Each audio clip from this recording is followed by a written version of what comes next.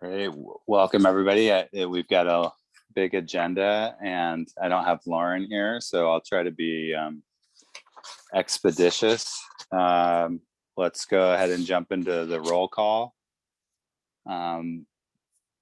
Judith Humbert. Here. James Oku. Here. Natalie Sayre.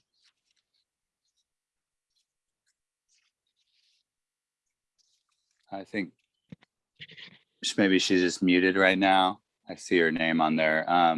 Louis Fagoni. Here. Jonathan Winslow. Here. John Vars is here. Bill Cook let us know he wasn't going to be able to make it. Peter Markey, are you here? Yes, I'm here. Ryan Here. Casey? Yeah, we got you, Peter. I'm here, John. Fred Crowder? I am here. Great. And Lauren is unable to attend this evening. Jim Howard usually doesn't make it, I've noticed. Corin Whittle? Hello, here. Jess Brown? Here. And Summer Burleson is here. And Frank from UC Co-op is not here. Great. I think that's still a quorum, right? Yes. All right. And then we have the thing, I'm not sure ever how much of the COVID-19 resolution we have to read, the whereas. Can we just read what's the brief agenda? Number 3, I move that we adopt a resolution that as a result of the continuing COVID-19 pandemic state of emergency, meeting in person would present an imminent risk to the health and safety of attendees. John, could I interrupt 1 second, John? Far as Peter Markey speaking. Yes, please go ahead, Peter. I just called my sister. My Natalie's wasn't unmuted on you guys' end. She's there, and now she's trying on her phone so she could be unmuted. So she's going to be calling in on her phone because by computer she did not get unmuted, but she is attending the meeting. Okay, so look for her so you guys can unmute her. Okay. Okay, thanks, Peter.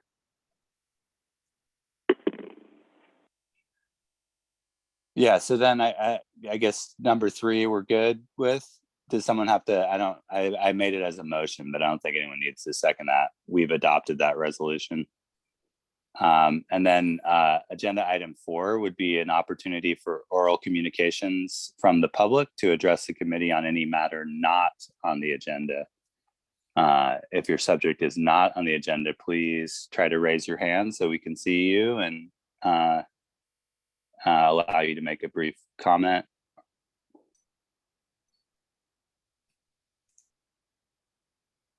Carrie Burke.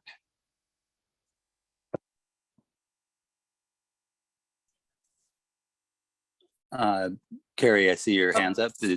Yeah, sorry. Everybody, if you have a chance, get your tickets to San Mateo County Fresh as It Gets. Dinner coming up October 1st. It's a great event if you haven't ever been. So, check in with Jess Brown and try to make it to this wonderful event that showcases our growers and our beautiful area. Thank you, Carrie. Great plug. I see Dante has a hand up. Yes, can you hear me? We can. Okay, great. Yeah, a couple things that are not on the agenda. One of them, the Williamson Act, since it got reworked a few years back, and there was talk of so many contracts per year that were going to come before Ag Advisory, as well as farm labor housing renewals. I think it's been a while since any of those have come across. And the last one is the Wyant's property up on Haskins Hill that was purchased by, I think, the Humane Society. And there's talk of a big project up there, but I think maybe because it's outside of the zone or zoned RM or something, is that going to come before Ag Advisory, or has it somewhere? Do you know anything about that property that was purchased by the Humane Society up in Lomomar, Haskins Hill? I'm thinking that is related to the animal sanctuary that the Humane Correct. Society is proposing, right? That is still in process. It's in agency reviews right now, so it's not. It's been slow going. It's not at a point that it's ready for any reviews, but I do believe that is PAD zoning, and so as such it would come through the Ag Advisory Committee when it's ready for a recommendation. It Okay, just great. hasn't gotten to that point yet. I actually thought it was RM when it came up way back when, but would it still come before Ag Advisory if it wasn't? If it was RM, it would not. Just PAD zoned properties, so I can look that up and let you know. I don't have that address offhand at the moment, but I can actually, here it is.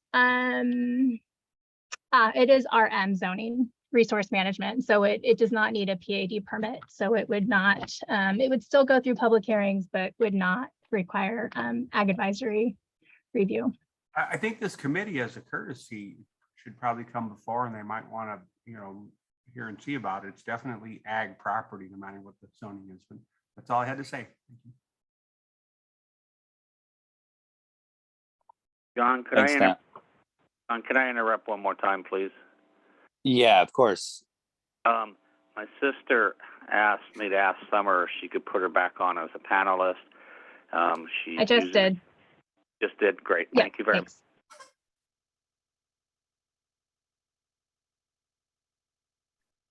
Okay, and I'm not seeing any other hands from the public. Is that correct? I don't either. Great. And then, committee, this is our opportunity to say things. Committee member updates or questions to allow committee members to share news and or concerns for items not on the agenda. Number 5, does anyone have that? There's just so much on the agenda. I hard. just have one thing. Yes. Okay. I'll be quick. Just one thing. Tomorrow, I'm going to be presenting the 2021 crop report to the Board of Supervisors.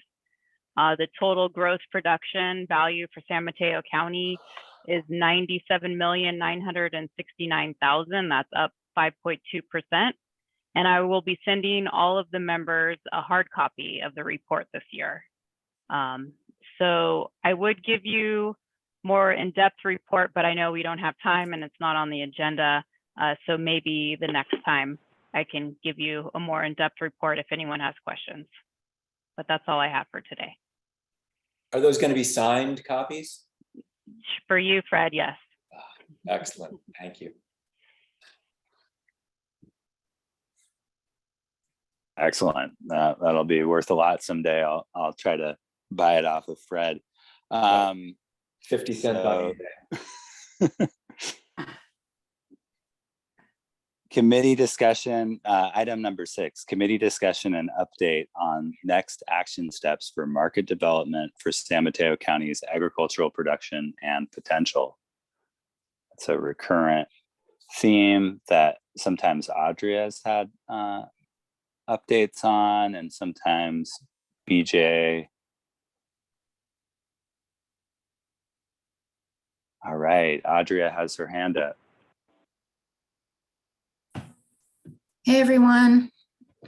Our update is that we had our first working group meeting last week, and it was really focused on kind of setting out the goals for the project of developing kind of specific proposals to support the agricultural community. And then we really dove into challenges that people are experiencing, and then reviewed some of the work that had been done over the last, decade or so in terms of reports that have been developed, the food hub report, the food system assessment, the results of the meeting that we had on May 11th.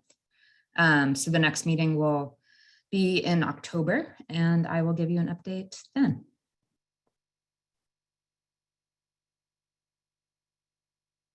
Great, thank you, Audra.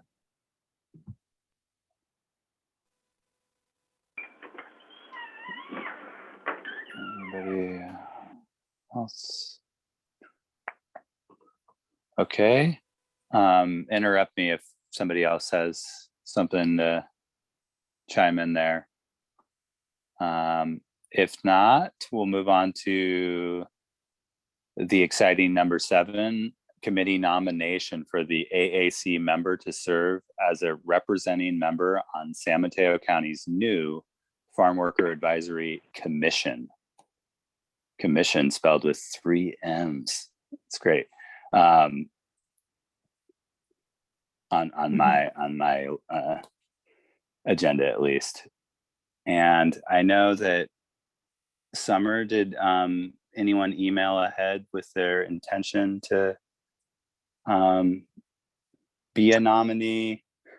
No, I've not heard from anybody. Okay. So just if anybody is interested, hopefully you've had a chance to read the resolution that was included in the packets on the committee itself and the commitment that would go along with, serving on that commission. And I think just open to taking nominations. It will require the committee will need to vote for who the nominee will be.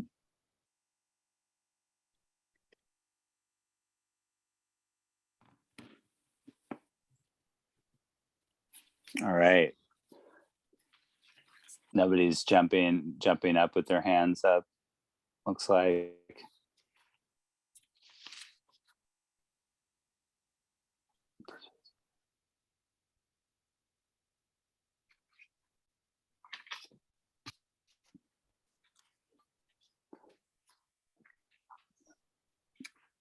I guess, does anyone have any questions that would clarify whether or not they wanted to participate or put themselves forward to participate?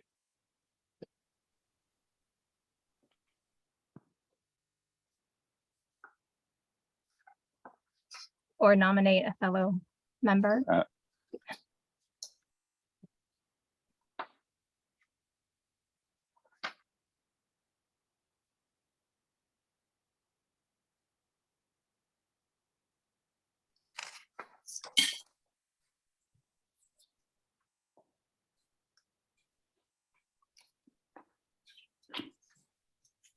All right. Oh, BJ has a comment, maybe?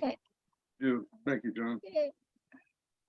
My comment is that who put all this together to come up with these numbers?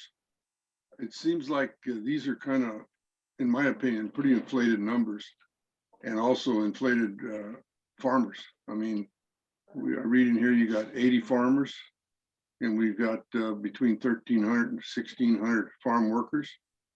I have a hard time believing that. I don't think we have that. I wish we did. I wish we had 2,000.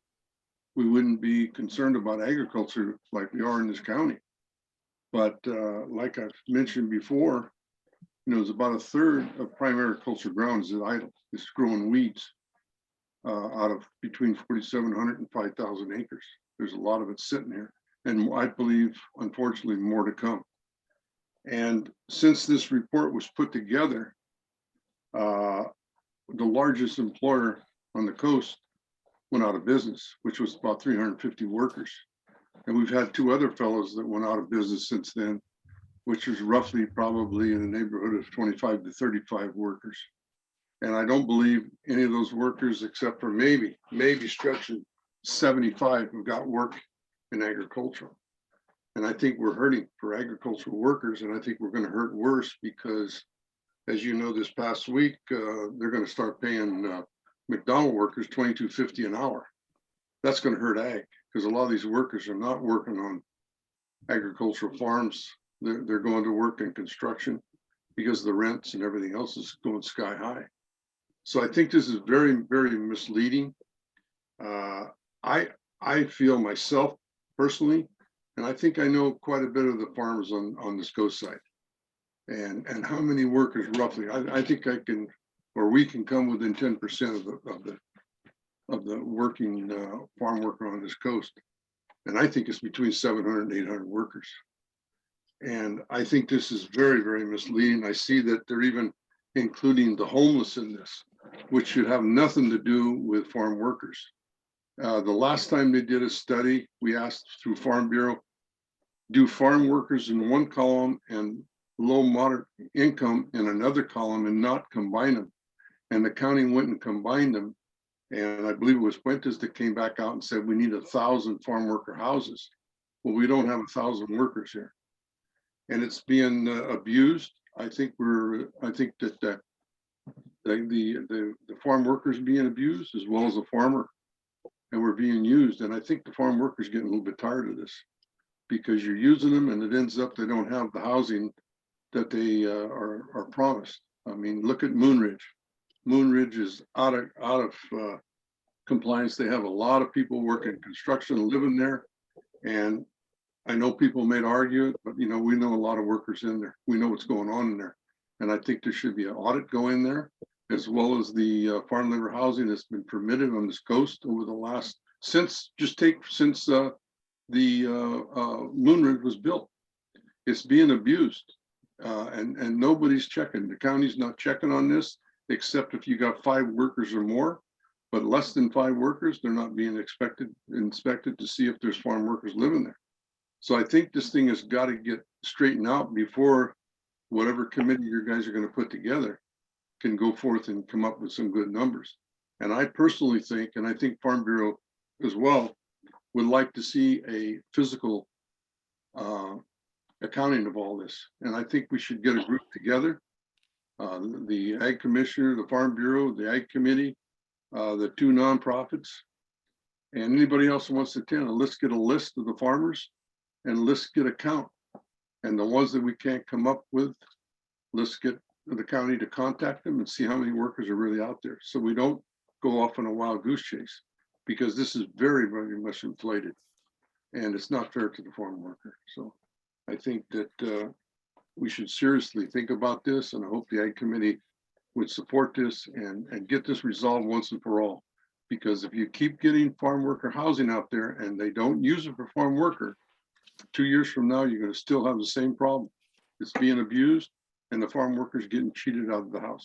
So let's get this thing straightened out once and for all, and then let's move on. And if that's the problem, then let's resolve it. If it isn't, then let's move on to what is the problem. And I think it's low income is the biggest problem. And don't use agricultural workers to get low income housing. Keep them separate. Thank you. That's my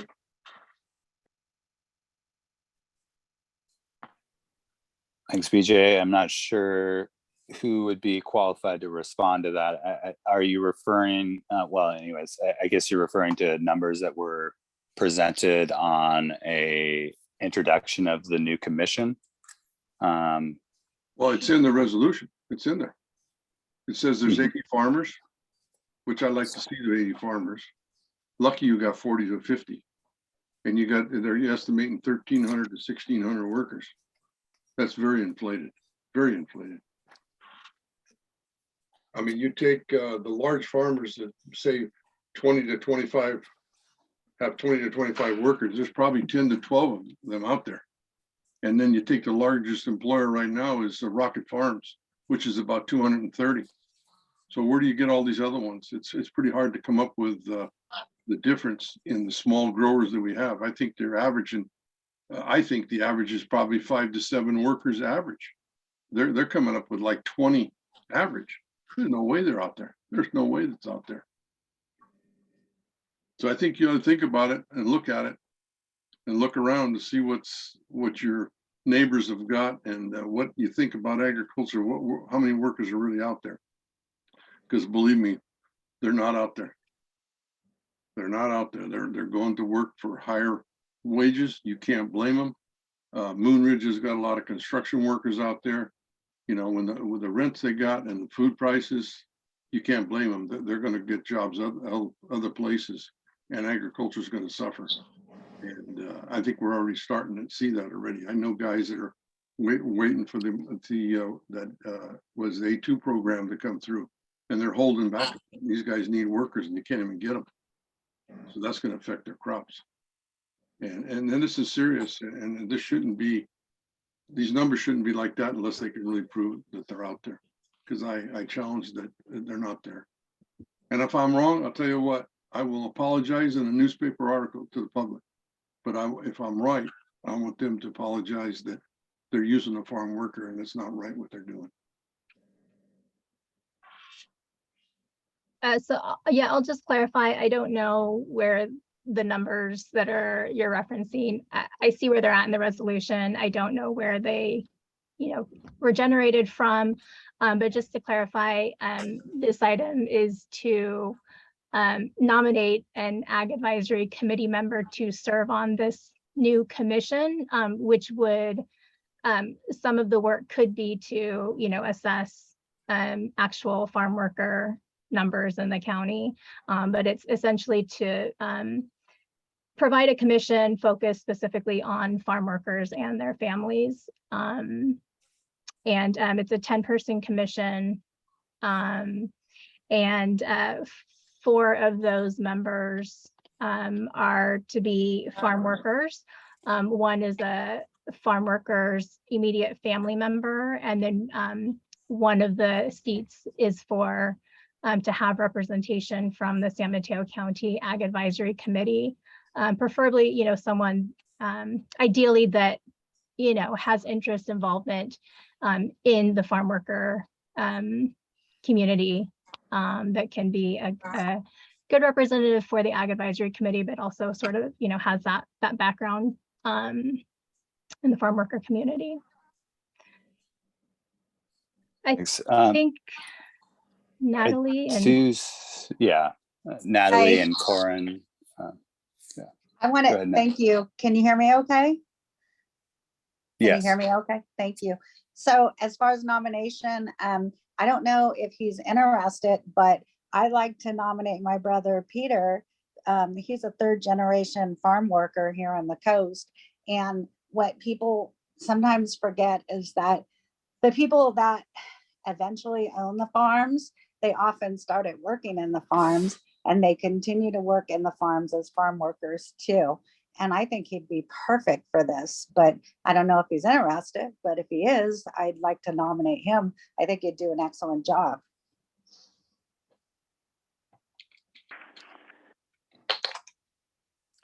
Thank you, Natalie. Corin, you have your hand up still? Did you have a comment? Yeah, I just have a comment. Those numbers that BJ is referencing from the resolution come from a 2019 assessment done by Healthcare for the Homeless Farm Worker Health Program. And yes, it was done in 2019, so it may be a bit different than the current situation. But so I can send that assessment on to the group if people would want to see it. I can send on a copy as an Yes. email. Okay, Yes, I'll please. do that Thank you. just to know where that number came from. Great. And I guess does we have any other nominees for the commission besides Peter? And I guess, does Peter want to weigh in on whether he's available? I'm going to pass at this time, John. Thank you very much. You also could be non-committee members. I don't know if BJ would be interested in serving on it. There are other positions on, it's a 10-member commission, so there are other positions for a non-ag advisory committee member, but they have designated one seat specifically for an ag advisory committee member. So the idea is that it would be a current member of the committee.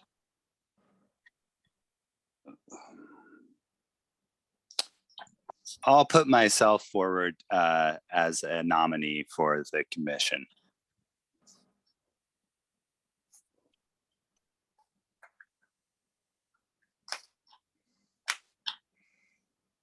I guess Fred. Yeah, did Fred want to do it? Sorry, Fred, go ahead. No, I was just gonna say I would second your nomination for yourself. But I'd be glad to work with you on that as an alternative representative, either as primary or secondary, just to make sure that we have somebody from the Ag Advisory Committee there to represent the committee and to be able to report back and to weigh in on issues.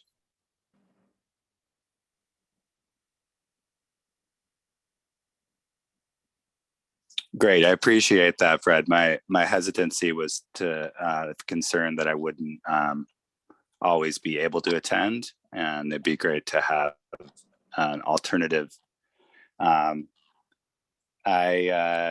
don't know how many farm workers there are on the coast, but I do know that there are many who are working for low wages and struggle with having sort of stable housing situations. And in my role at Fifthco Farm, we employ about 30 people, and I feel that in addition to providing food for our local community, our most important responsibility is the jobs that we provide for our workers and trying to make them decent and meaningful, and hopefully give them the opportunity to move forward in a way that works for them and their families. So I would be honored to be part of this committee, but very thankful to have Fred's support. Go ahead, Louis. Yeah, Summer, will non-committee personnel be allowed to sit in on the meetings? Non-committee members? Yes. I am not sure at the moment. I would need to read through and see. I don't know, the commission will have meetings. I'm not sure. I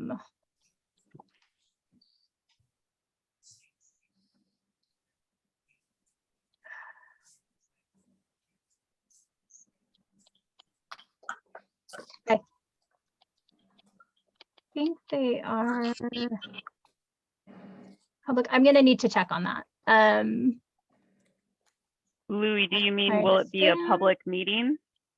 Yes. Right. Yeah, I believe it will be. I think it's supposed to be online as well. Yeah. It'll be virtual meetings. Okay, thank you.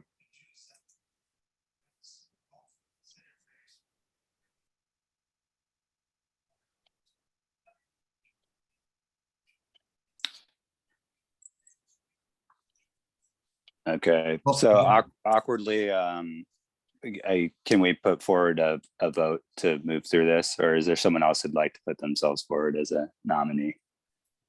I'm not attached. John, it's Louis.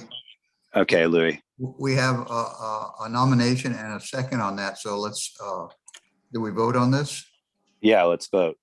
Okay. You want to do a roll call vote or a hands up vote? Whatever goes quicker. Oh, What do we? being as that you're the nominee, I will say all in favor of the nomination of John Bars. Say aye. Aye. Aye. Aye. Nays? Are there any nays? Okay, cheers, John. Okay, thank you. Thank you, John. Let me know if you need any help or any backup. Okay, thanks, Fred.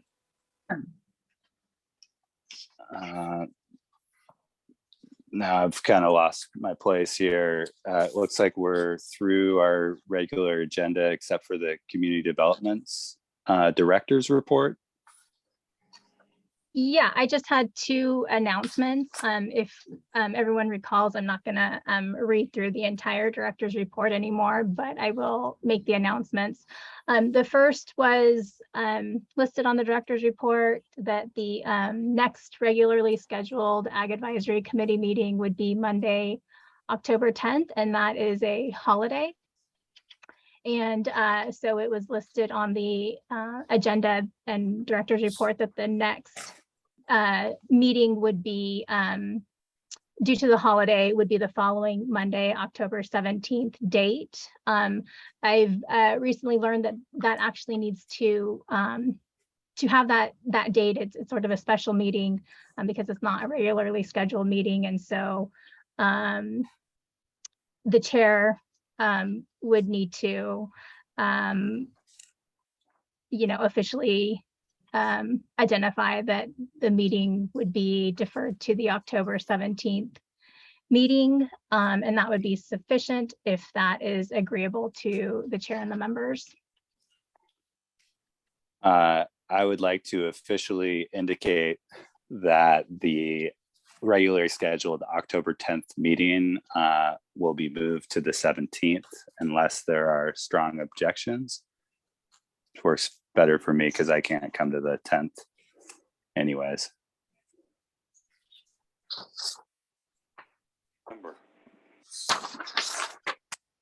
Great. And then the second item that is an announcement that wasn't included on the director's report and announcements, but is just that just to better be bring the Ag Advisory Committee in alignment with other boards and commissions and committees at the planning and building department staff, and help out with hard copies of the AAC packets will no longer be distributed as hard copies. A link to the posted information online, which you all receive in addition to hard copies.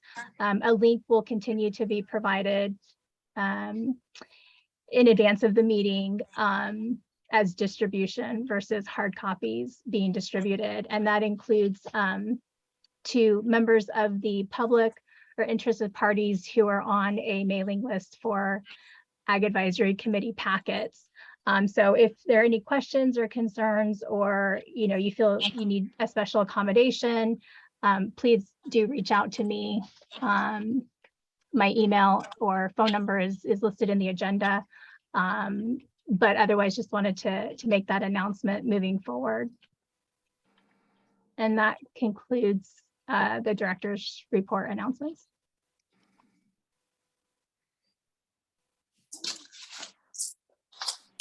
Okay, great. Thank you. I guess that this week's agenda underlines maybe the wisdom in no longer sending out hard copies, as it was a pretty big manuscript. We'll move on to our regular agenda at 7:46. We have a couple of agro-tourism applications. Item number 9 is brought forward by owner Dolores Tugneri, applicant David Repetto, file number PLN 2022-00246 on 12-331 San Mateo Road, Half Moon Bay. The assessor's parcel number is 056 321020. And this is consideration of an agritourism event permit for the Repetto's 2022 October pumpkin selling season, spanning between October 1st and November 15th, 2022. No operational changes are proposed from last season. Please direct any questions to project planner, TRA Pena. Sorry, got your name probably wrong there. At tpena@smcgov.org.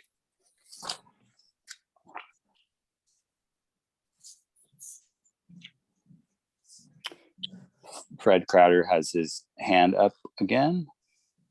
Yeah, Summer, I noticed that this was listed as a consent agenda items. And so are we to consider these all in one motion, or are we to consider them separately?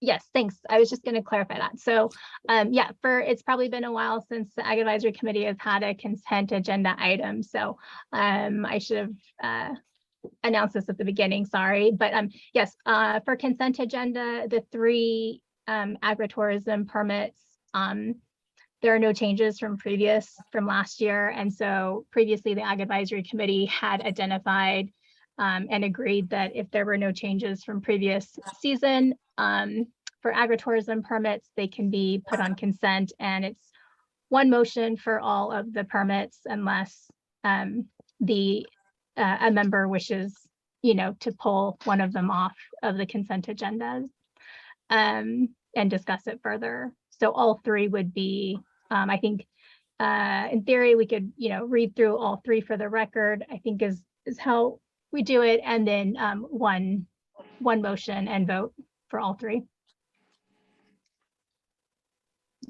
Great. I'll continue reading then. And it may be true that Natalie wants to pull hers off, although I think we all want to just approve of it, even if it is not accurately described in the packet we received. But the consent agenda continues with number 10, owner John and Jennifer Casalini. Applicant are John and Jennifer Casalino. Sorry, I'm pronouncing your name. Your mainstays of the Half Moon Bay community. I'm getting your name wrong. Probably there. File number PLN 2022-00247. Location 12291 San Mateo Road, Half Moon Bay. Assessor's parcel number 056-331-110. And they are applying for consideration of an agritourism event permit for the upcoming 2022 October pumpkin selling season, spanning from the 1st of October to November 15th, 2022.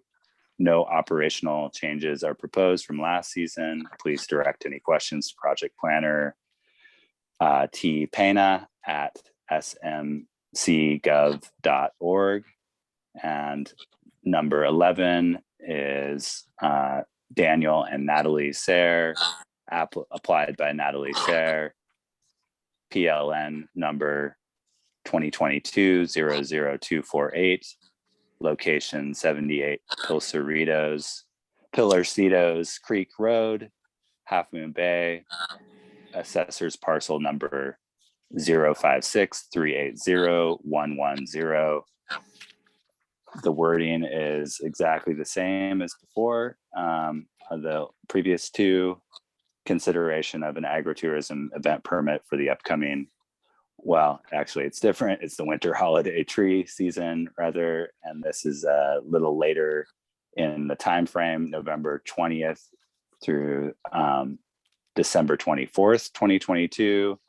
But again, it's listed here as no operational changes from the proposed from last season. Again, the planner's name is the same, T Pena at smcgov.org for questions.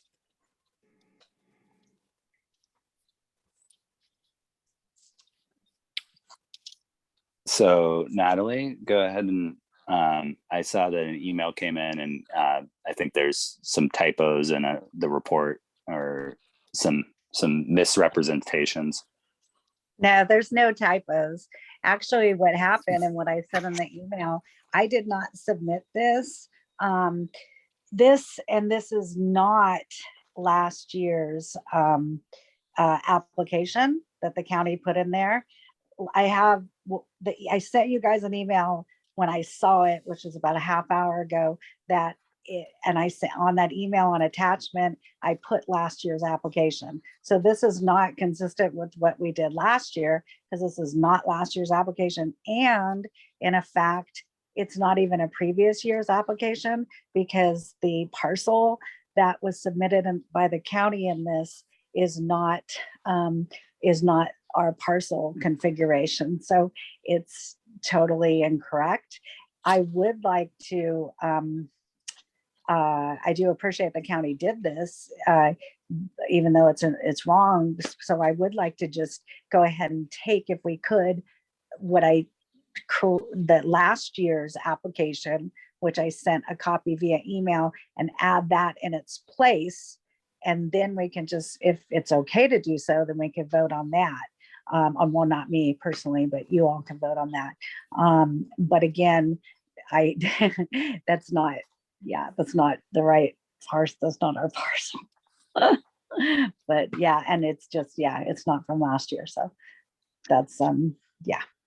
And I think it's important because the parcel the county submitted for agritourism, it shows 2 parcels, and our agritourism, which I've explained every year, is all in 1 parcel, deriving from a certificate of compliance that we did in 2011 with the county. And the correct parcel line is on those COCs, and that was submitted with my application last year, which would be the correct application to apply toward this year. So would that be okay to just change it rather than having to re-agendaize it for next time? If I may, first, apologies for the errors, Natalie. No. So I'll need to, I think that my recommendation would probably be that we pull it off and bring it back in October, just to make sure it's all correct and accurate on what's being approved. And since there's time, since you aren't, October would still be, in time before you start your event, and then we can check in with the with staff and make sure we've got everything corrected and work with you on that. Okay, that'd be great. Thank you. And thank you. That'd be great. And you were on that email, so you see last year's app there, right? I do see your email. And yes, then I'm now. assuming you guys could pull it up, but just in case, if you want to use that one, do I still need to submit a new one, or can you just use that one for a consent agenda for the next meeting? I'll need to take a look at it and talk to the to staff. So we'll coordinate with you separately, Natalie. Okay, sounds good. Let me know, because that's Okay. last year's that you guys approved. Okay, Thanks. thank you. Okay, so then we'll be putting to a vote items 9 and 10 regarding the Repetto's application and the Casalinos application. All in, okay, we'll do a roll call vote, I guess. Find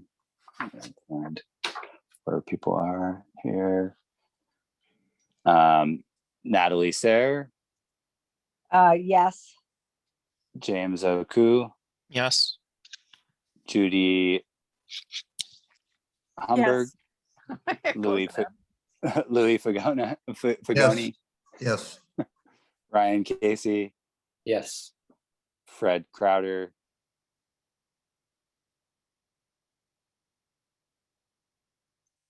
Fred's muted, I think.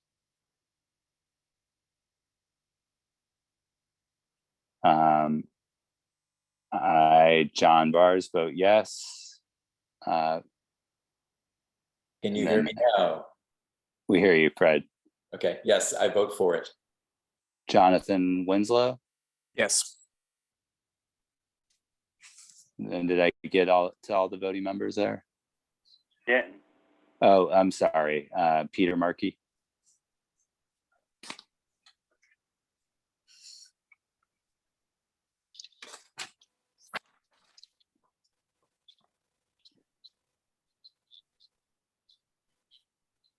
I didn't hear your response, Peter, but I assume you're, Said yes, you didn't hear me. Then. Okay. I said yes. okay, sorry.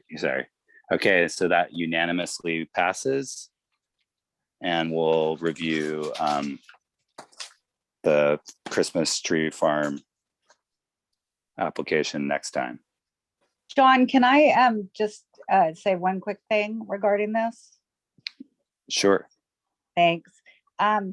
Concerning Repetto's and Casualino's applications, if in effect my application was said to be from last year's and that it would be the same and it wasn't, and it was the wrong parcel and everything else, wouldn't it be the right thing to do? I mean, I'm glad it's passed, it's done, but I think in the future we should, before we do these consent items, they should be sent to the business owners so they can review and make sure that it's okay. Because if I wasn't on the committee, I wouldn't have caught it myself either. So you know what I mean? So I think that's something that the county, if that's possible to do, I think it just might be helpful. Yeah. And it's not because, I think it's because the agritourism is such a gift that we are exempt from the incredible amount of money that we would normally have to pay. And I'm so grateful that we have this exemption, and I'm sure the other growers are too. And so we just want to make sure that it's, you know, that it's you know, do things right too. So that's my thought process. Is that something maybe we can put in there as an idea? Would it be too much for the county when they do a consent agenda item to send it to the grower first to review it before it goes before the committee, or not? Yeah, so thanks for the comments, Natalie. And yeah, I have your points on that, and we'll work internally, staff-wise, and also make sure that we're coordinating with the applicants and we've got the correct, accurate information for any given year for these. Okay, that sounds Thank great. you. Thank you. Thank you. Okay, that ends the end of consent agenda, the streamlined consent agenda. And now at 8 p.m., we're ready to move on to the actual regular agenda. And this is the big number 12, County of San Mateo, La Honda Pescadero Unified School District. The applicant is the county itself, the County of San Mateo, and the file number is PLN 2021 00056. The location is the County Fire Station number 59, located on 1200 Pescadero Creek Road. Replacement County Fire Station number 59 and La Honda Pescadero Middle and High School, located at 330 Butno Cutoff. The assessor's parcel numbers are 086-150-050 and 087-053-010 respectively. And this is consideration of a local coastal program amendment to facilitate the future construction of a replacement fire station, County Fire Station number 59, and extension CSA 11 to serve the fire station and Pescadero Middle High School, located at 350-360 Butno Cutoff. This item is continued from the August 12th, 2022 AAC meeting. Please direct questions to Michael Schaller, Senior Planner, at mschaller@smcgov.org. Action request that the AAC provide a recommendation to the Board of Supervisors on the proposed local coastal program amendment.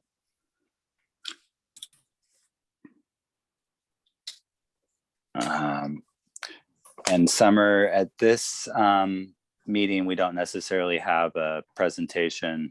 We've already gotten a couple presentations from the county on this. Is there a representative here that is available to answer questions? Yes, so that's correct, Chair Vars, and the project planner, Mike Schaller, is on the line, as well as Sophie Yes. Mentier, the assistant director, if there's any questions.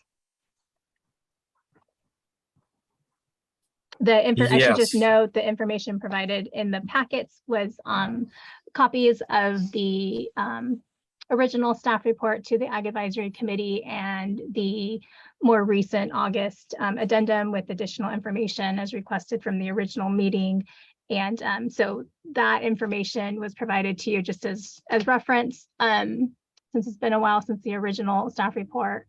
But no changes have been made to the information in those staff reports. It's the same information you've received previously. And so, as you may remember, at the end of last month's meeting, the committee had just started deliberating and discussing the project, but then we just ran out of time. So we're here to pick up where we left off.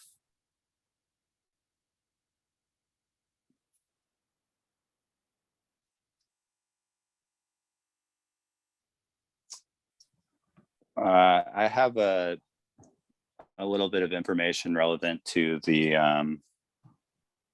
project. I reached out to the Coastal Commission because it seemed to me that the sticking point for the committee was the skepticism on most of our parts that there exists a parcel that is of similar agricultural quality that's twice the size that could be put into agriculture as a mitigation requirement for this construction project.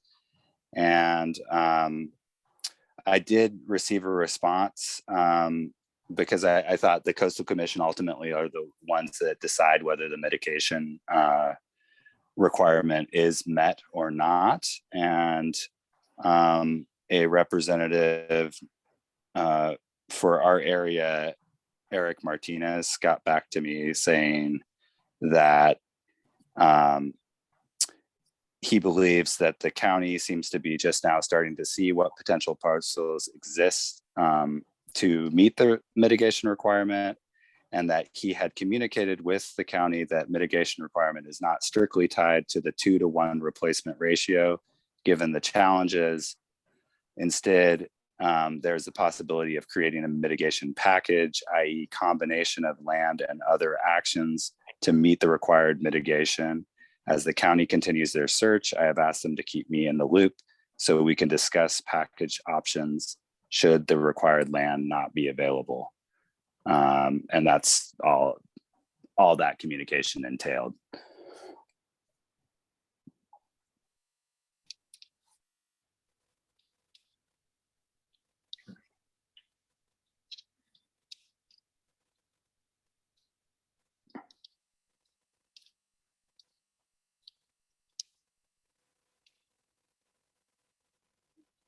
John, Fred has his hand up. Okay, go ahead, Fred. Yeah, Louis got his hand up too. You were first, go ahead. Yeah, all right.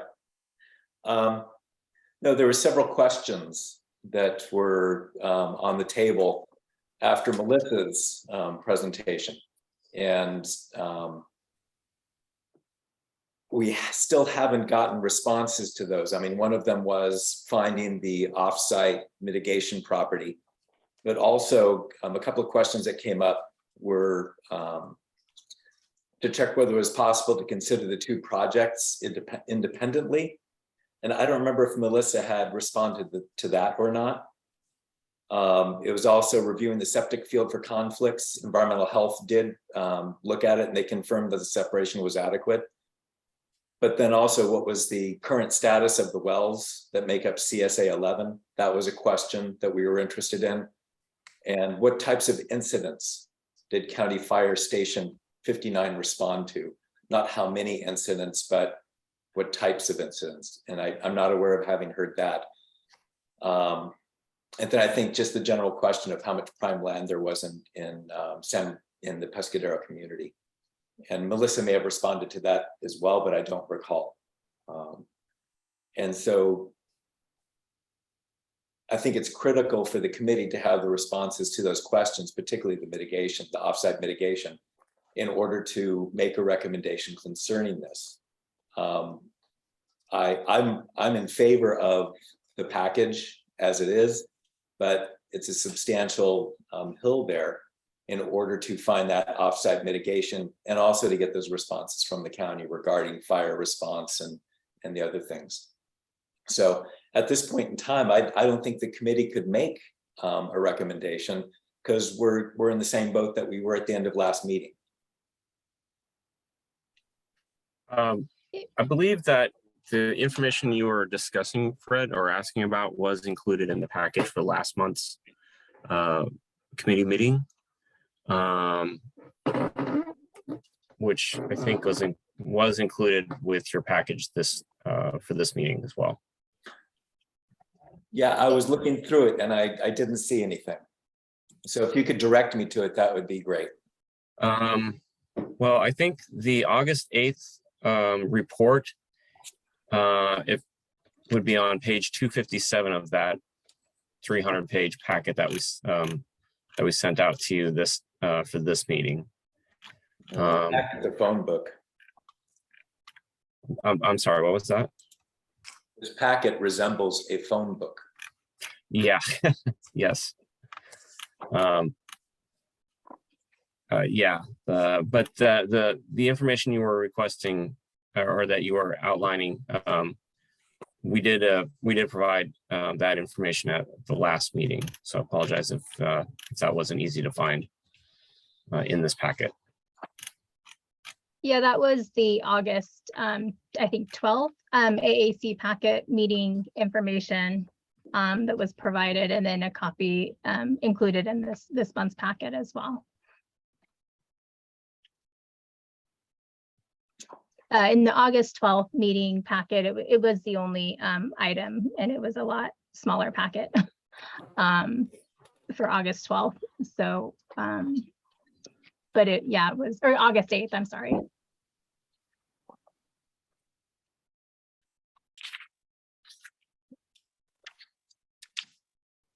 Well, I'll go through and take a look at those.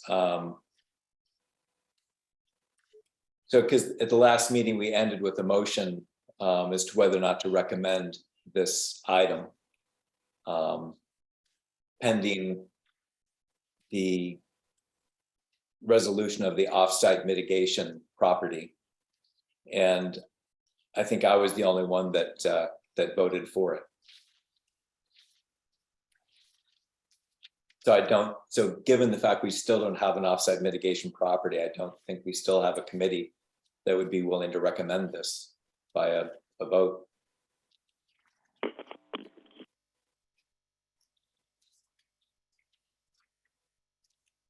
Yeah, and I do recall there being a detailed list of the types of response calls that were, but there was no indication as to which side of town they were happening on, because reason for that query was about whether the seriousness of those calls that are on Highway 1 actually make the current location of the fire station superior to the one to the proposed one. And so unless there's been an edit to that information that was provided before, I would think that it would continue to be inadequate to the question posed. Fred, Louis, go ahead. Yeah, I just want to, I'm agreeing with what Fred has said there. And I do remember the breakdown, but it was pretty vague. And I think we had asked for a better explanation of where and what type of calls that the fire department had made.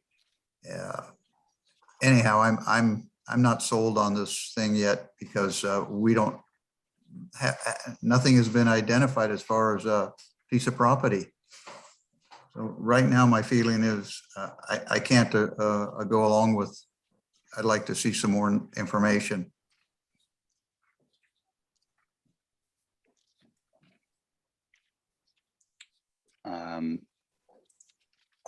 Jonathan, you have your hand up? Yeah, thanks, John. I too agree with Fred and Louis there. And I think there was some concerns over the replacement acreage and its exact classification of prime soils. So there's something like 250 Class A prime soil acres and something like 3,000 or so Class C. And I guess there was concerns that a Class C could be presented as the replacement, even though it was A that was going to be developed upon. So that kind of falls in line with not knowing enough about what the replacement is going to be. And that's all. Sophie Mintier from the county has her hand up. Thank you, Chair Vars. So I prepared the memo for the August 12th meeting. And if I may respond to some of the last few questions, provide some clarification that may help to address some of your questions. So first on the timing of the offsite mitigation, I understand that there's concern that the county has not yet identified the subject parcel to use for the mitigation. I did want to emphasize that based on the requirements put forth by the Coastal Commission, we are not required to do so. We are not required to have that identified and acquired at the LCP stage. The Coastal Commission has required that this needs to be done by the time the county is pursuing the coastal development permits for the project. So that is part of why we do not yet have a parcel identified. We have also been in the process of negotiating a ground lease with the school district. And because there are a number of different processes that have to occur in particular sequences and then some in parallel, we have not been able to focus fully on identifying the subject parcel, but we are moving to that stage now. In terms of the classification, the replacement fire station will, yes, be built on prime ag soils, Class 1. The Coastal Commission has specified that any prime ag soils, whether Class 1, Class 2, or Class 3, are acceptable for the mitigation. There's the question about the location of response calls from the existing fire station. This is not information that was provided to the committee previously, but I did, in reviewing our staff report and some prior studies for this project, I noted that there was a 2014 site assessment report completed by the study. That was a 3-year study that investigated the overall response direction for all response calls during that period and found an even number of calls east and west of the station. So I understand that's very old information, but I was interested to note that there was a prior study that looked into that. And then Fred, to your question about separation of the project, that is one of the questions that we addressed in the memo from last month. And if I can summarize, there is nothing that would preclude the waterline. There's nothing that would preclude the waterline extension from going forward to provide water to the school in the absence of a replacement fire station. However, there would be a number of difficulties to separating these two components of the project. The project planning, engineering, financing, and all of the studies and processes that have been undertaken for this project over the past approximately 3 years have been completely focused on and based upon the assumption that the replacement fire station would be built on the school district property. And so if if the two components of the project were to be separated, if the replacement fire station did not proceed to be built upon that parcel, it is very likely that this would prolong and delay the delivery of the water line extension to the school. And the reasons for that are that we would have to find a different location for the fire station, and that would divert a lot of county resources from this project. We would have to ensure that such additional alternate location had suitable water, and all of the studies, planning and engineering that would go into that would very likely delay the delivery of this project. There's also the fact that the funding is really tied up with these two projects together. And so for a number of reasons, it would be quite complex to separate these two projects, these two components of the project from each other. Thank you. I see that James has his hand up. Hi, so we know that you had done the reports saying that 50% went towards Highway 1, 50% went towards town. But the whole purpose of why we wanted the severity was to see if the 50% that went towards Highway 1 were far more serious emergencies than the ones going towards town. That's why that was the purpose of wanting that extra information and why it's pertinent. One of the big things for me is building the new fire station. You guys sent us a whole bunch of information about costs and saying it's because, you know, building in this new site is going to cost this much, and building and refurbishing the old one costs this much. But one of the big things you don't include is the cost of this new parcel. And to me, that's huge.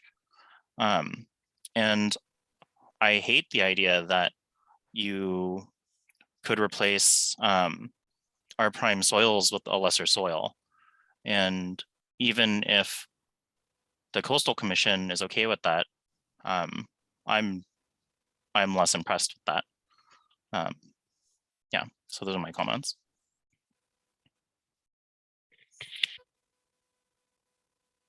Thanks, James. I see a member of the public, Dante, has his hand up.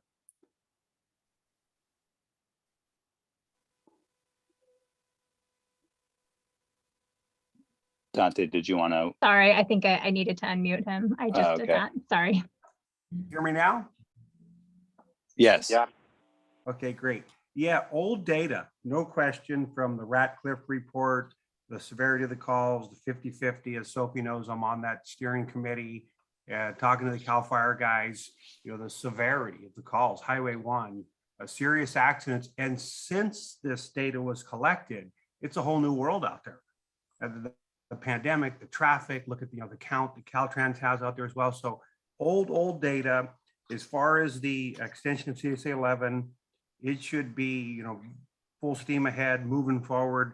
You just don't know enough here. I have so many questions, so many concerns.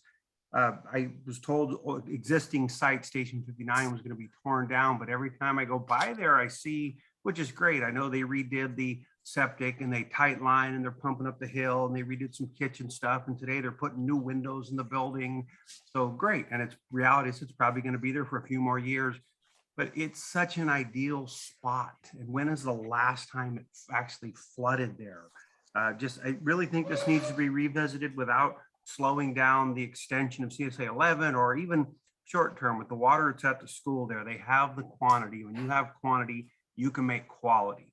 And the reason why everybody wants the extension, which is great in the end, but nobody wants to deal with a treatment and distribution operator. And that's what the school needs. You can take a water analysis, go treat that water, put in some storage, chlorination, or whatever it might be, and have crystal clear, potable water there pretty darn quick.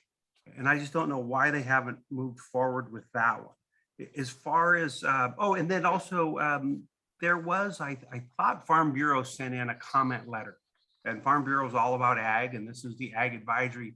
Is that letter part of this packet?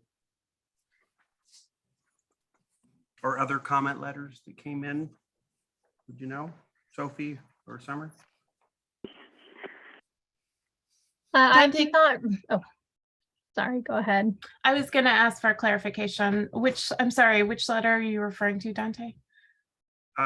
Comment. So the Farm Bureau, Melissa, before she left, met with the Farm Bureau, and I was at that meeting as well. And the Farm Bureau was going to send in a comment letter and their concerns about the project. And I'd like to see that letter, and I'm sure the Ag Advisory Committee would like to see it. Is it part of this packet, that comment letter and others? That's a recent comment letter then, Dante? That would be a recent comment letter? Yeah, recent, yeah, and BJ's on here. I'm sure you can speak to it. I just met Jess, actually. I think he's going to send that letter in. And also, yeah, the mitigation as well. It sounds great. This, you know, what, 3.64 acres minimum somewhere, and you're going to ask this farmer. It's not like, hey, you're going to, okay, now go take care of the satellite office. You're asking a farmer to leave the main site and move equipment or whatever it might be. And is that going to be the requirement that whoever farms the school also has to go farm this mitigation property? Then I would think that would really affect the rent as far as discounted. And I believe that the county's entering into a long-term lease for this firehouse. It's not necessarily a purchase. Is another question. Yes, that process is still underway, but it will likely be structured as a lease, long-term lease. Great. So once again, I believe you're dealing with a lot of old data. I still feel that the firehouse is in the most ideal location, I mean, especially with the amount of calls since that data was collected, the distraction to the kids, the education, every time a siren, a helicopter glued to the windows. It just, it doesn't really make a whole lot of sense to me. The extension of CSA 11 should have happened a long time ago. That system was created to bring public health and safety, safe, reliable water to a community. These rules were created in 1988, I believe. They worked then, they don't work now. That whoever wants to buy into that water system should be able to buy into the system. It's just the county and others, it's being used as a tool to regulate development, in my opinion. But anyway, if you can answer those, get back to me, or the Farm Bureau letter, though, was the main one. Thank you.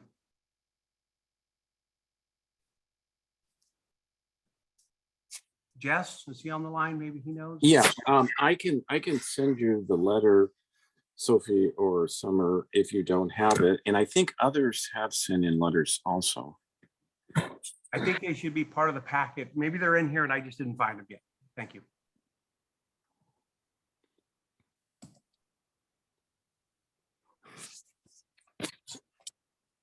Yeah, I see BJ's hand is up. Did you want to speak to the letter, BJ, or some other? I just want to say, yeah, we did send a second letter, and like I say, Jess will send it to you. But I just want to make a comment. I agree 100% with Dante. Dante's right on. I really think that to speed this up so the kids are not the victims here, because they've been the victims for quite a while. With the new mid-school, they lost out, and now without having adequate water. I think you should ask Rich Deeney. He's very good at witching wells, is to come out there and see if there's water there. And if there is, dig a new well where he feels is comfortable, and also dig the well that's there, a new one, because that's probably got a steel casing, which is probably plugged up because it's been there since, I think they dug that in about 1958. I can remember when they did it. And between the two wells, you can muffle those together. I'm sure you'd have plenty of water. All you need is 4 or 5 gallons a minute. And with a filtration center system in there, which would cost a lot less than bringing that water out for what they're going to accomplish. We could do it with the water right on the property, and those kids could have water and eliminate the water problem. And I think you could do that in the next 2 months and have water by the first of the year and resolve that so the kids can take showers and have a decent school. Thank you. Thanks, BJ.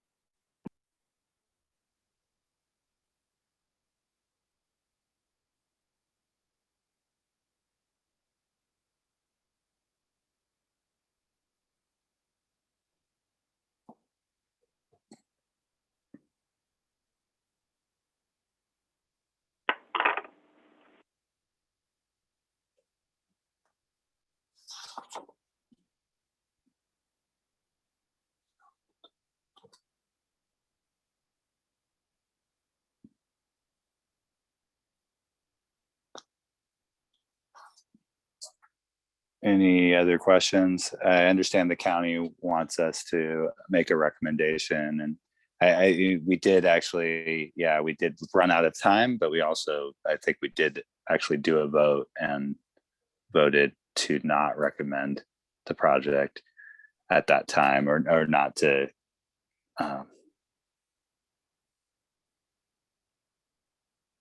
put our seal of approval on it. And I'm wondering if there are any questions or we can ask at this time that might get us closer to being able to make a recommendation.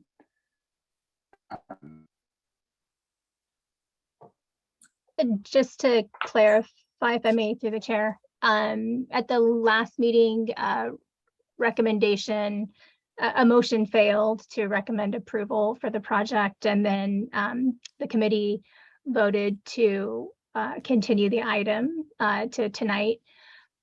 So just to be clear, no, there's been no formal motion, kind of yay or nay, regarding the project.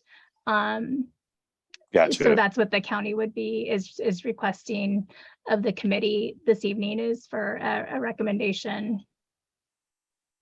A recommendation for approval or a recommendation for denial. And with either can come, can include any conditions or comments.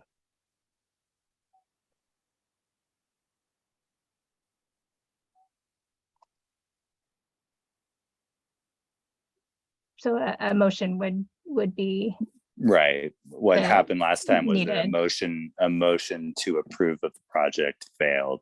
Yes, yes. And what you would like is either a recommendation of approval or of denial.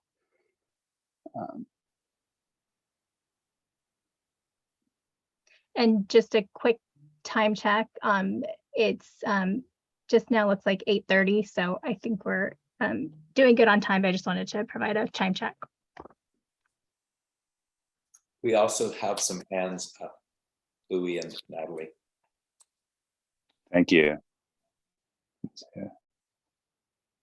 Natalie hasn't spoken on this issue. Go ahead, Natalie. Thank you. I just have a quick question. Did we ever get an answer, and I apologize if we did, in terms of the proximity that the mitigated land needs to be to the new proposed new land for the fire station? I mean, I would assume in San Mateo County, but how close? Does it have to be in the same town of Pescadero? Are you trying to mitigate it there? Are you trying to, or is the, are they saying even further out? Pescadero is very dear to me, so that's why I ask. Hi, Natalie. What the Coastal Commission has said is that it must be located within a quote reasonable distance. So what we know for sure is that it must be located within the coastal zone. The Coastal Commission has not, however, specified that it needs to be within the community of Pescadero. They have advised us that as we are identify potential parcels, that we check those with them to see if they are close enough from the Coastal Commission's perspective to qualify as a reasonable mitigation. So I think it's kind of as I understand it, it may be they know it when they see it in terms of reasonable distance, which is not a very definitive answer, but that's the information we've received from the Coastal Commission. Well, the coastal zone goes inland certain amount of miles, but as far as up and down the coast, it encompasses more than San Mateo County. So, well, it would certainly have to be within the county as well. Okay. Yeah. All right, thank you.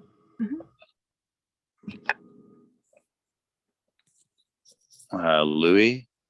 Okay, John, I'm going to make a motion that we deny this project as presented, and for the county, propose that the county, excuse me, look into rebuilding the fire station in its existing location.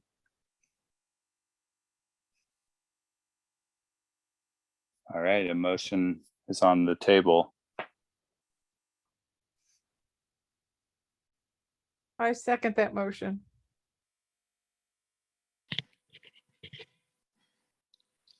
It's Judy. Thank you, Judy.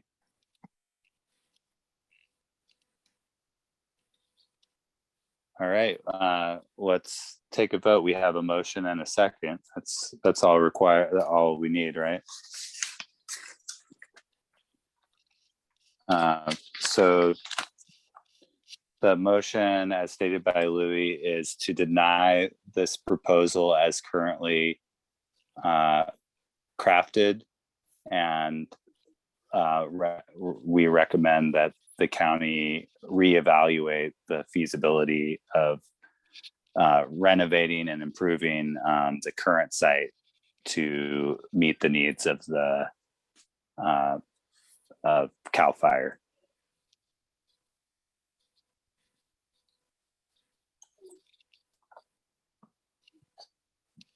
Does that seem well enough worded, Louis, or maybe?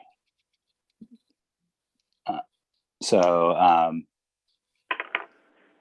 those in favor, let's go through a roll call vote. Judy, Yes. James, Yes. Natalie, I'm gonna abstain from the vote right now. thank you. Louis, Yes. Jonathan, Yes. I'm John, and I also vote yes on this. Bill is not present. Peter, Yes. Ryan, Casey, Yes. Fred Crowder, I think that denies a substantial amount of information that the county's provided in the studies that have already been done. I don't think it's quite that simple. And so I think I would have to say no.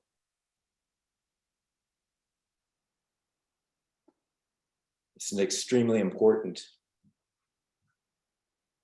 project for Pescadero in that community. And that's the reason we got a 300-page packet today. yeah. Lauren is not present. Yeah, but it's a lot to say. Go back to the drawing board, huh? Fred. Yes. So I'm not supportive of the motion as worded or as presented. So I'm going no.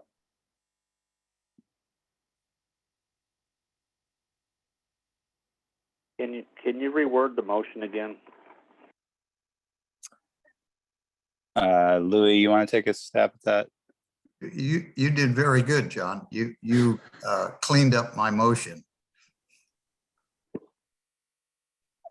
The motion was to deny approval of the project as currently crafted, and to encourage the county to evaluate the possibility of doing the necessary work on the current location to make it adequate for the safety, the needs of the community.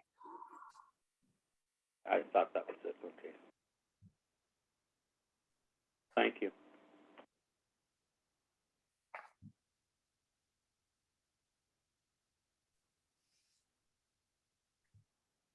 If I may, I think if I recorded it correctly, that motion to recommend denial passed, if that makes sense, with 7 to 1 abstention and 2 absences. That sounds correct. Does that, okay, Yeah. I'm kind of keeping notes over here as well. thank you.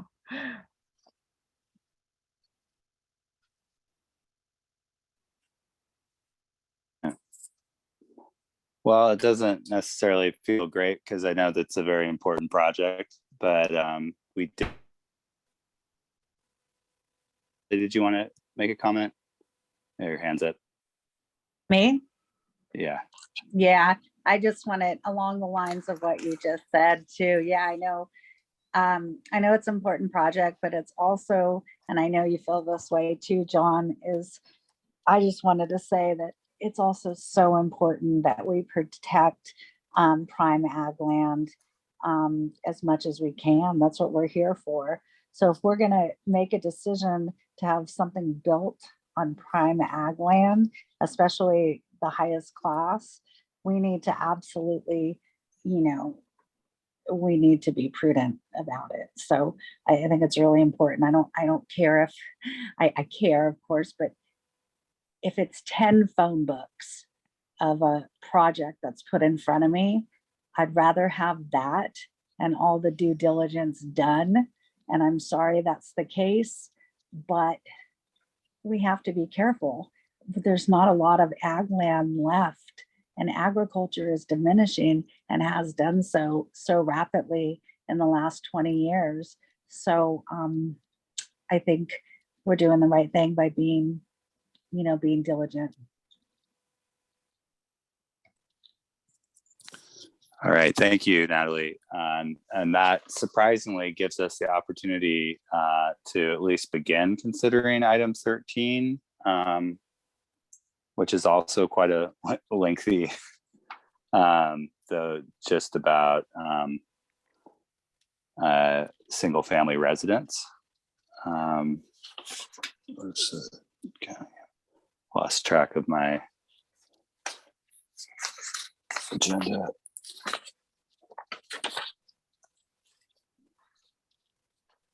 So I'll go ahead and read this into the record. Item 13, owner Bean Hollow Farm LLC, applicant Brian Lee, file number PLN 2021-00022, location 12720 Cabrillo Highway, Pescadero West, assessor parcel number 086-191-100. Consideration of a coastal development permit, planned agricultural district permit, agricultural review permit, and grading permit for a new 3,658 square foot single family residence, attached 1,358 square foot garage, workshop, unconditioned storage, 718 square foot greenhouse, conversion of an agricultural well for domestic use, a new septic system, water tanks, and 1,800 cubic yards of grading on a legal 38-acre parcel. The project is appealable to the California Coastal Commission. Please direct questions to Kanoa Kelly, Planner 2 at kkelly@smcgov.org.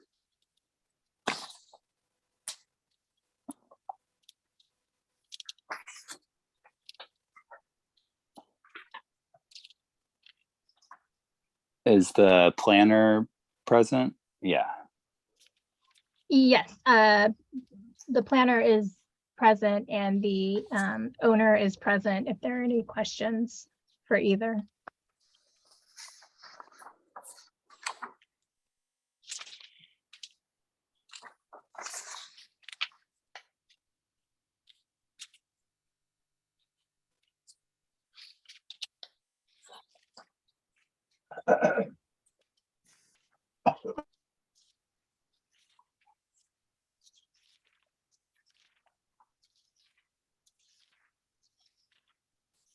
So reviewing this, it seems as though the location was chosen in some ways to prevent the use of the conversion of any prime soils, as well as possibly a lot of attention taken to keeping the structure not visible from the surrounding area. Is that correct?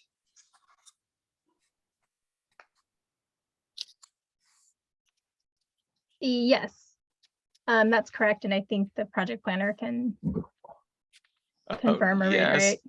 Yeah, as I mentioned in the staff report, there's some photo sims there to kind of show you the views from the highway as well as Bean Hollow Road. So yeah, it will not be visible. The location kind of is gently kind of sloped up. There's existing vegetation there. So the placement was definitely, and the height of the structure was definitely taken into consideration. And there was also some alternative locations that were on the plan set, but this one that was chosen was the best location that avoided prime agricultural lands and also maintained a buffer. We have a 100-foot buffer from riparian and wetland areas. So this was the best choice.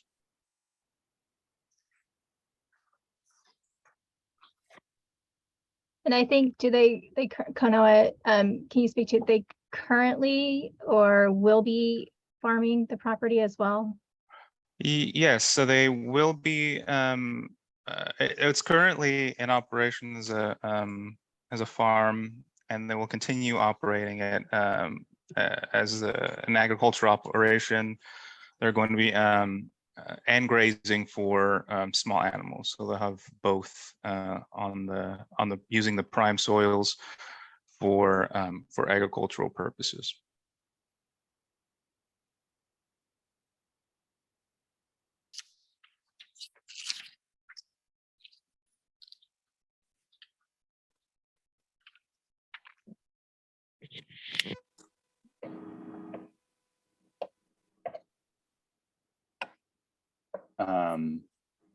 Looks like Peter has some experience farming this land.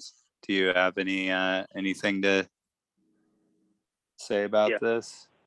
Yeah, you want me to go ahead, John? Yes, please. Yeah, we farmed it from 1999 to 2019, excluding a couple years that 2 or 3 years that BJ farmed pumpkins there. And yeah, there is a upper level and a lower level, and between the upper and lower level, there's a slope that we don't farm because it's a little bit too steep, and that's where they chose to put their house in the part that's not farmed between the two fields that are farmable. And they are working with a organic farmer that's supposed to start farming it next year in the springtime, and so that's what they plan on doing. So they won't be taking away any ag land where they're placing their house, and the two fields that are there will be continuing in farming with a new farmer starting this spring.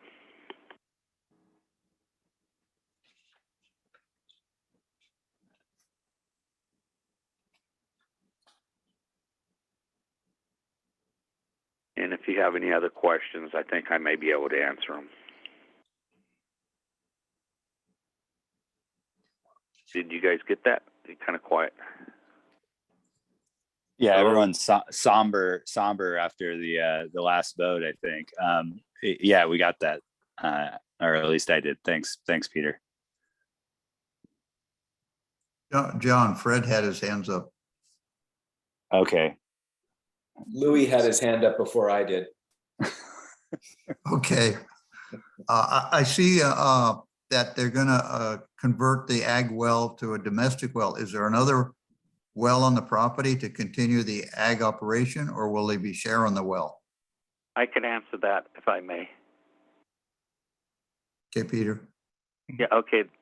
The well was drilled actually for domestic well. And the well is probably about, I would say, 4 gallons a minute. The water source for the irrigation of the primary water source is from Lake Lucerne.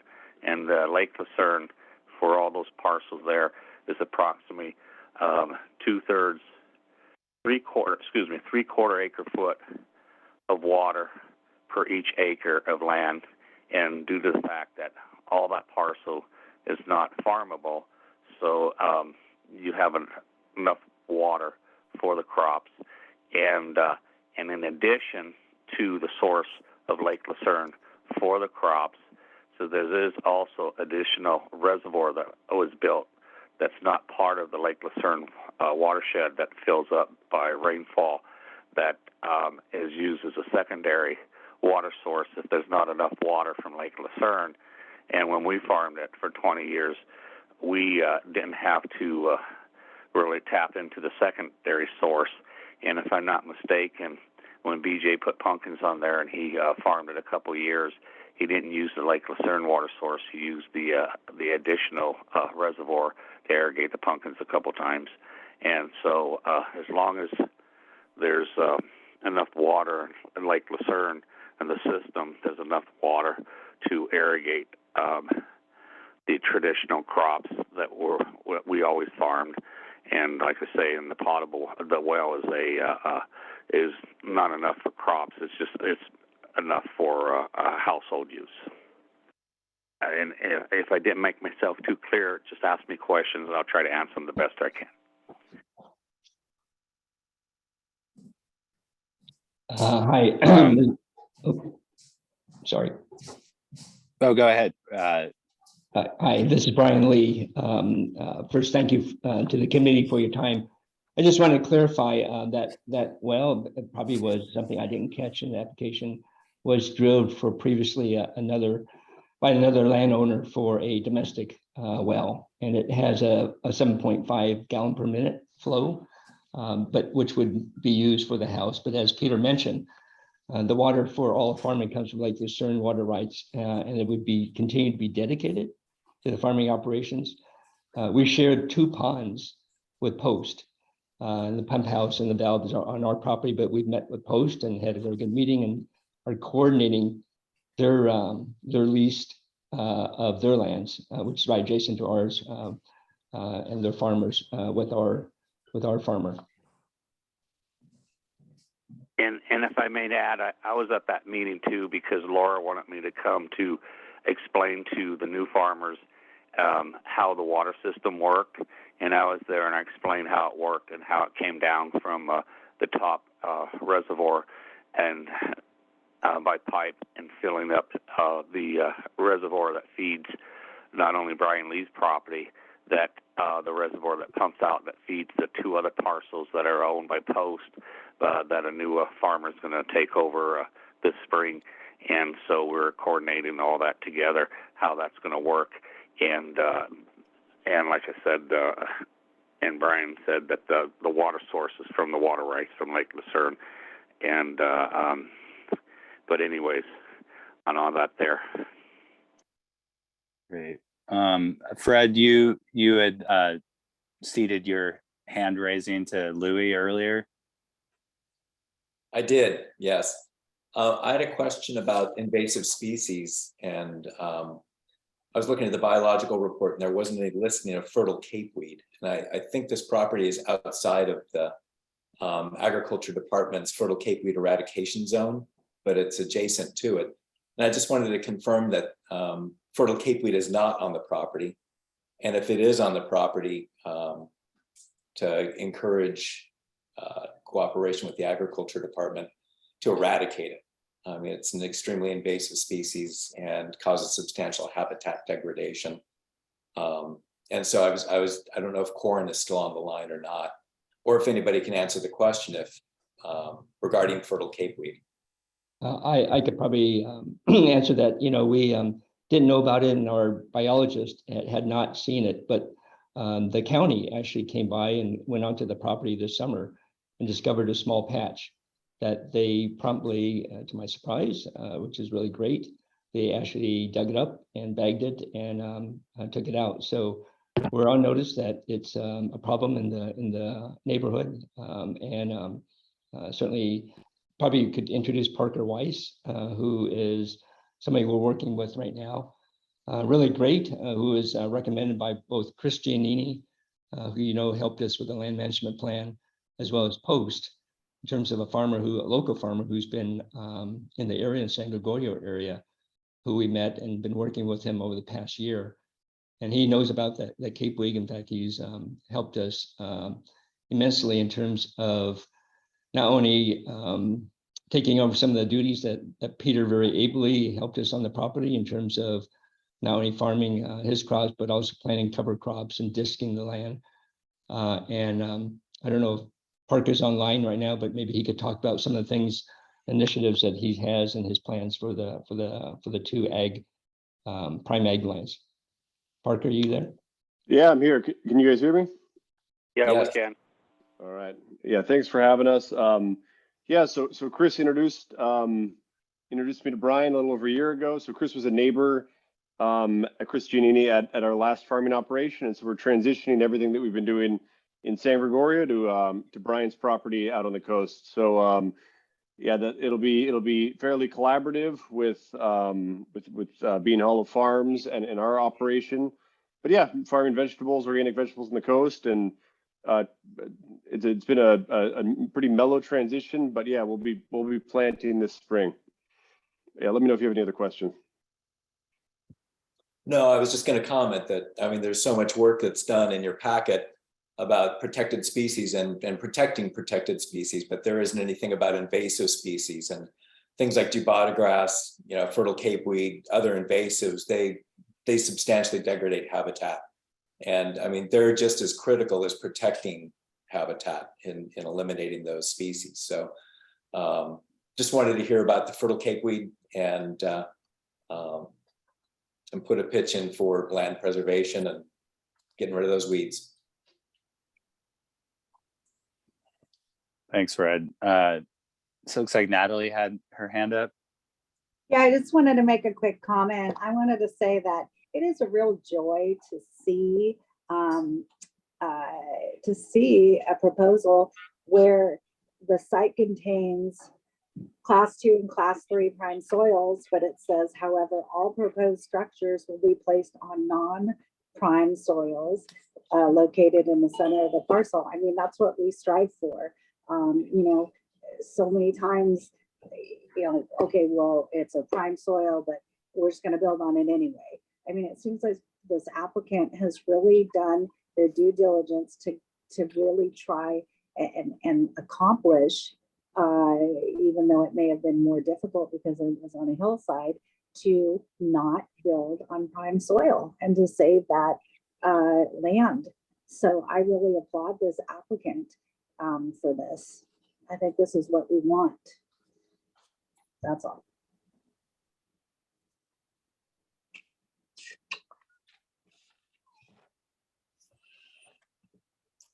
I would agree with what Natalie just said. And since we have 5 minutes, I would move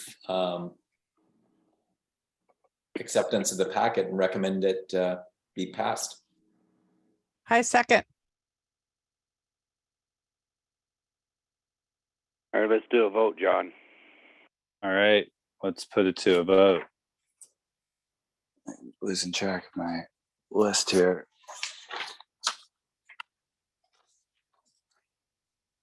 Judy, Yes. James, Yes. Natalie, Yes. Louis, Yes. Jonathan. Yes. I'm John and I vote yes. Peter, Yes. Brian, Yes. Fred. Yes. Okay, it's like you passed unanimously. I sort of ignored the questions that planning might have been interested in. And so is there a need for us to specifically address those questions? No, I think that staff has heard, the comments and can certainly convey, like with regards to invasive species. We'll definitely take that into consideration as we move forward in terms of our own staff recommended conditions.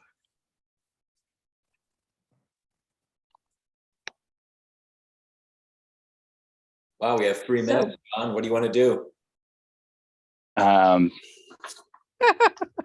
During the meeting.